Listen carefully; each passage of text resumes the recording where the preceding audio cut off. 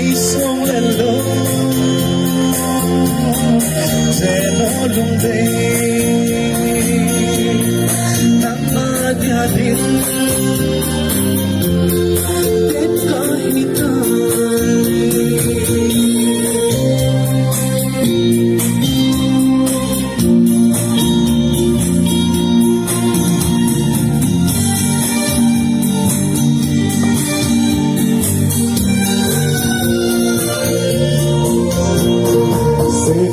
giờ đông lại ra lên vai cây đi để ấm lời trần dẫu đâu đến cả hitam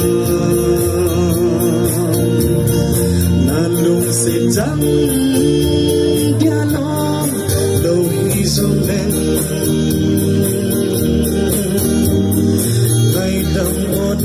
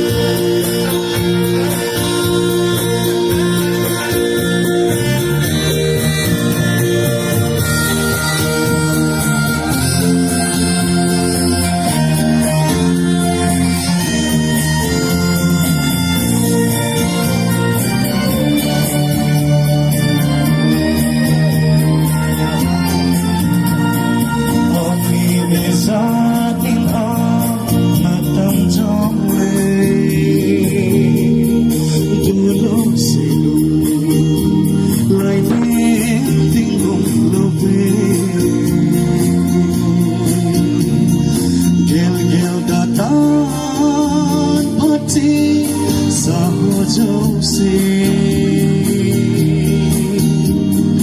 đụng xe tình xa